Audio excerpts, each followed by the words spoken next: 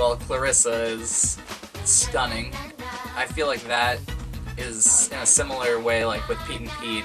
Like, it's actually like a genuinely great show that I can like still watch to this day. Like, it works as just like a fun, enjoyable, like kind of cheesy like 90s show. That's a show that's like, that is very much a product of its time, but it still holds up in that it's, you know, just good kids entertainment.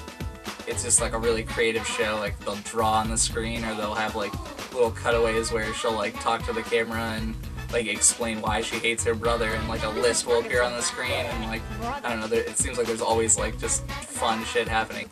Clarissa Explains it all is cool because like Clarissa was just cool. She's a cool girl, which it was probably the first time I remember liking a female main character in a show when I was a kid. You know, I just thought she was cool, and now looking back, she is quite cool actually. She's, you know, into the Violent Femmes and They Might Be Giants and all these cool bands. And I'd like watch it and kind of like wish I had like her room or like her stuff. I hated her brother. Remember when Mom and Dad are gone, I'm the man of the house. Which is weird because the brother, I think, was there to, you know, be the sympathetic character for boys. I even like her brother, who's supposed to be like the annoying like geek or dork or whatever. So I don't know why, but I just I don't know, I liked her more. I always liked Melissa Joan Hart, like, just as an actress, I guess. Like, she's not very good, but she was never, like, annoying. Like, I feel like Amanda Bynes or whatever, she is fucking annoying, and that's why, like, I can't watch Amanda's show, and, like, I even find her stuff on All of That to just be annoying. But for, like, Melissa Joan Hart, I always, like, liked her shit, like, even when she was on Are You Afraid of the Dark, like, in the spin-off show to Clarissa Now, which, like, I only found out recently, but I feel like I must have watched it when it was on, though I was only 5 years old when it came on. I think they aired it during one of the Big Help things. I wish Nickelodeon would release all the DVD sets. The first one is lacking in special features, and there's only one, and it was released like 5 years ago, so fuck that. My Brother and Me was a hokey sitcom starring the African American community, because apparently at the time there was, outside of the Cosby Show, there was really no, like, it didn't really permeate with anybody. So that was one of the only shows besides, like, which is kind of a knockoff of Sister Sister that was playing on the WB. It just was catered to even younger kids.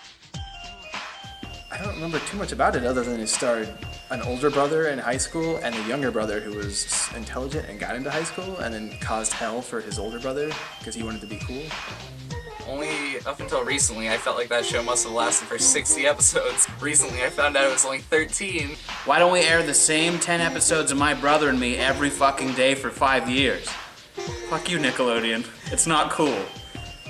I remember watching it, though there's only like 2 episodes I remember seeing. Something in a comic book shop where he was skipping school and some other bullshit. I don't know why I watched that show so much.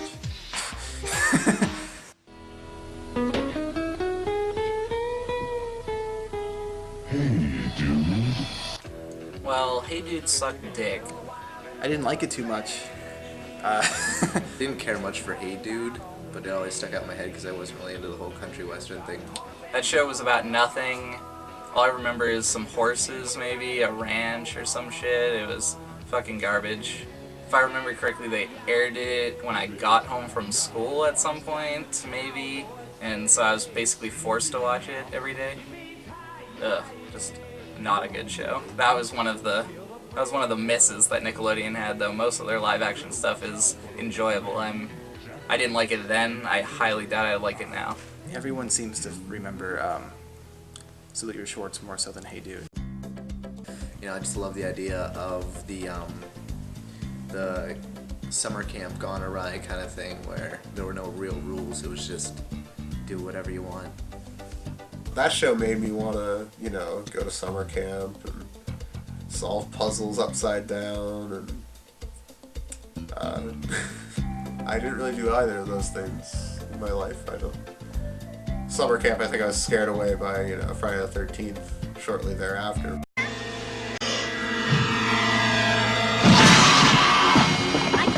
I actually read an interview with Donkey Lips. He says in this interview, as recent as of maybe 5 years ago, maybe even more recent than that, he mentions that he still gets recognized almost daily from his role. And he hasn't really been in too much outside of that. I think he aspires to, but he truly just hit his child acting fame at that point and never really did anything else. But he was in Dude, Where's My Car?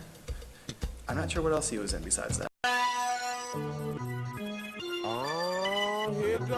Kenan and Kel makes me jizz. The second Coolio kicks in, that's when you know a show's amazing. Coolio's not exactly one of the better rappers in the world, despite how great Gangsta's Paradise is, but I mean, like, that intro still holds up, and it's really, it has like a great like 90s hip-hop beat. When I stand up out of my seat and I'm just like, yes, yes, Kenan and Kel, thank the Lord. It gets you so pumped to watch the show.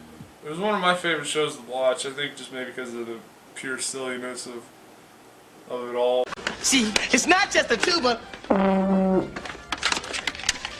It's a phone! I never realized that Ken Foray was the dad in that until a couple years ago. I actually had the chance to meet him, so that was kind of surreal.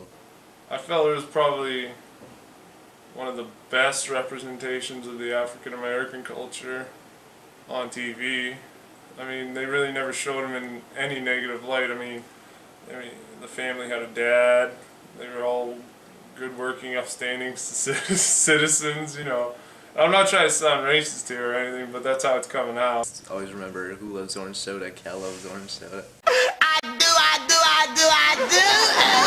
do. That makes me still to this day think I like orange soda, although it sucks in most cases, but I mean, I wish I liked it just because Kenan and Kel is so amazing. Kenan and Kel are just a really funny comedic pairing. I loved the Good Burger movie and easily the best parts of all that. I saw the Kenan and Kel movie like 3 or 4 years after it aired. I watched it and I remember it was fun, you know. It was, you know, just a solid, fun time with Kenan and Kel, and I think it was the last thing I did for the show. But I don't remember it that well. I don't remember if it was conclusive or anything. I never got the whole live action programming on cartoon channels thing. Like, I mean, I watched some of it, but it doesn't hold up well. Even like, you know, on Cartoon Network, Adult Swim will air some live action stuff, and most of it isn't that good. To be honest, you know, the Nicktoons, they ran into the ground to the point where I've seen them all so many times that I can remember them really crisply and clearly. A lot of the live action stuff, they kind of stopped airing after a few years, probably because it's more obviously dated. Even like a show like Pete and Pete, the way those characters are dressed, that's very indicative of the early 90s. Pete and Pete is the best and is a solid show and actually holds up well. I will say that that's a great show. I recently revisited it and it's really funny and it's legitimately well written and well acted. So that's a show that I think holds up.